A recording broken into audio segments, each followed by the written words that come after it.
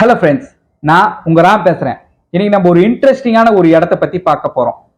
அதுதாங்க தூங்கா நகரம்ன்ற நம்ம மதுரையை பத்தி. கிட்டத்தட்ட 2500 வருஷம் பழமையான நகரம் இது. மதுரைக்கு பல பெயர் இருக்கு. அந்த பெயர் வர்றதுக்கு காரணம் பல அர்த்தமும் இருக்கு. அதை பத்தி நம்ம இன்னைக்கு ஒரு சில விஷயத்தை நம்ம டீட்டெயிலா பார்க்கலாம். அதுக்கு முன்னாடி நம்ம சேனல் எல்லாரும் சப்ஸ்கிரைப் பண்ணுங்க, எல்லாருக்கும் ஷேர் பண்ணுங்க ஃப்ரெண்ட்ஸ். சல்யூட். மதுரைக்கு பூலோக கைலாயம், கன்னியாபுரம், கடம்பவனம்னு பல பேர் இருக்கு. இந்த பேர் வர்றதுக்கு ஒரு பேருக்கும் ஒரு காரணம் இருக்கு. அதாவது தேவர் எல்லாருமே பார்க்கடலை கடையும் போது பாம்போட வாயிலிருந்து விஷம் வந்திருக்கு. அந்த விஷத்தை சிவனோட அருளால தேனா மாத்திருக்காங்க. அந்த தேனு தமிழ்ல மதுராம் அப்படின்னு நம்ம சில விஷயத்துல சொல்றாங்க. அந்த மதுராம்ன்றது சுருங்கி மருவி மதுரைன்னு மாறி இருக்கு. இது மட்டும் இல்லாம இன்னொரு பேரும் மதுரைக்கு இருக்கு. மதுரையை அழிக்க வருணன் என்ன பண்றாருன்னா, அவர்கிட்ட இருக்க 7 மேகத்தை அனுப்புறாரு. அந்த 7 மேகம் மதுரையை அழிக்க வரும்போது சிவன் என்ன பண்றாருன்னா, அவர்கிட்ட இருக்க 4 மேகத்தை அனுப்பி மதுரையை காப்பாத்தணும்னு சொல்லி அனுப்புறாரு சிவனு. அந்த 4 மேகங்களும் மாடங்களா அப்படியே மதுரைக்கு சப்போர்ட் தராங்க. வருணன் கிட்ட இருந்து வர அந்த 7 மேகத்தையும் இது தடுத்து நிக்குது சிவன் கிட்ட இருந்து அந்த 4 மேகமும். அதனால மதுரைக்கு கூடல்னு இன்னொரு பெயரும் மதுரைக்கு இருந்திருக்கு. இது மட்டும் இல்லாம மதுரைக்கு இன்னொரு சிறப்பு பெயரும் இருக்கு. விருத்திரசூரன் ஒரு அரக்கன் இருந்திருக்கான். அந்த அரக்கனை இந்திரன் என்ன செய்யறாரு, கொன்னுடுறாரு. கொன்ன உடனே இந்திரனுக்கு பிரம்மஹத்தி தோஷன்ற ஒரு தோஷம் வந்துருது. இந்த தோஷத்தை கிளியர் பண்ணணும், இந்த பாவத்துல இருந்து தான் விடுபடணும்ன்றதுக்காக கடம்பவனம்னு ஒரு காடு இருக்கு. அந்த காட்டுல போயிட்டு ஒரு சிவலிங்கத்தை இந்திரன் கும்பிடுறாரு.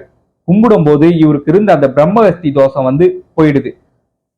இந்த கடம்பவன காடு தான் பிற்காலத்துல மதுரையா மாறி இருக்குன்னு சில பேர் கூறுறாங்க. ஆனா வரலாற்று ஆய்வுபடி என்ன சொல்றாங்கன்னா, கடம்பவனம் காடுன்னு ஒண்ணு இருக்கு. அந்த காட்டுல சுயம்பா இருந்த லிங்கத்தையும் அந்த கடம்பவன காட்டையும் அதுக்கடுத்து அந்த கோயிலையும் அதுக்கப்புறமா மதுரை நகரத்தையும் நிர்ணயித்தது யாருன்னா குலசேகர பாண்டியன்ற ஒரு பாண்டிய மன்னன் தான் சொல்லிட்டு வரலாற்று ஆய்வுகள்ல சில பேர் சொல்றாங்க.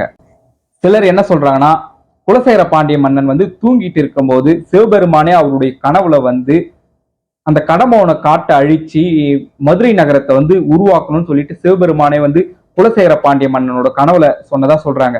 அதுக்கப்புறமா அந்த குலசேகர பாண்டியன் என்ன செய்யறாருன்னா, அந்த கடம்பவன காட்டை அழித்து மதுரை நகரத்தை நிர்மாணித்து கோயிலை கட்டுறதாவும் சிலர் சொல்றாங்க. இப்படியே குலசேகர பாண்டியனால மதுரை நகரம் நிர்மாணிக்கப்பட்டுடுச்சு. இதுக்கு வானத்துல இருந்து சிவபெருமான் என்ன செய்யறாருன்னா, தான் தலையில இருக்க அந்த நிலா, அதாவது சந்திரன் சொல்லுவாங்கல்ல, அவர் வாயில இருந்து அமுதத்தை மதுரை நகரத்து மேல போட செய்யறாரு. இது மூலமா மதுரை நகருக்கு சிவபெருமானே ஆசி வழங்கினதாகவும் கூறப்படுது. இந்த கோயில்ல இருக்க மூலவர் சுந்தரேஸ்வரர். இவர் பல பெயர்ல அழைக்கிறாங்க. சொக்கலிங்கநாதர், சொக்கநாதர், சுந்தரேஸ்வரர்னு பல பேர்ல அழைக்கிறாங்க. இது மட்டும் இல்லாம சோம சுந்தரேஸ்வரர்னு அழைக்கப்படுறாரு. இந்த கோயில்ல இருக்க மீனாட்சி அம்மனோட விக்கிரகம் மரகத பச்சை கல்லால் ஆனது. இந்த மீனாட்சி அம்மனோட அவங்களுடைய கண்ணு எப்படி இருக்குன்னா மீன் போல இருக்கும். அதனாலதான் இவங்களை மீனாட்சின்னு அழைக்கப்படுறதா சொல்றாங்க. இது மட்டும் இல்லைங்க, அந்த மீனாட்சி அம்மன்றதுக்கு பேர் வர்றதுக்கு இன்னொரு காரணமும் சொல்றாங்க. மீன் எப்படி தான் இட்ட முட்டைகளை தன் கண்ணால பாதுகாத்துக்கிட்டே இருக்குமோ, அதே மாதிரி மீனாட்சி அம்மனும் தன்னை தேடி வர பக்தர்களை எல்லாம் கண் இமைப்பது போல அவங்கள பாதுகாத்து தன்னுடைய ஆசையை வழங்குவாங்களாம். அது மட்டும் இல்லாம அவங்க கையில இருக்க அந்த கிளி எப்பவுமே ஞாபகப்படுத்திக்கிட்டே இருக்குமா. தேடி வர பக்தர்களுக்கு எல்லாமே அருளாசியை வழங்கணும்னு சொல்லிட்டு அந்த கிளி வேற மீனாட்சி அம்மனுக்கு அடிக்கடிக்க ஞாபகப்படுத்தணும்னு சொல்லிட்டு இருக்காங்க.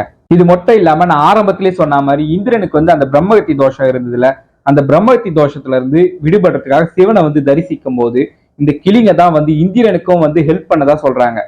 ஓகே, இதுக்கப்புறம் கோபுரத்தோட ஹிஸ்டரி நம்ம பார்க்கலாம். ராஜகோபுரம்ன்ற கிழக்கு கோபுரம் 1216 டு 1238 இந்த இடைப்பட்ட காலத்துல கட்டப்பட்டிருக்கு. இது பிற்கால பாண்டிய மன்னர்களால கட்டப்பட்டதா சொல்லப்படுது வரலாற்று ஆசிரியர்களால.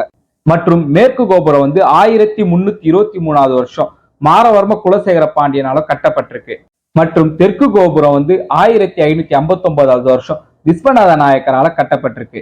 1564வது வருஷம் மன்னர் முத்துவீரப்ப நாயக்கரால வடக்கு கோபுரம் கட்ட தொடங்கப்பட்டிருக்கு.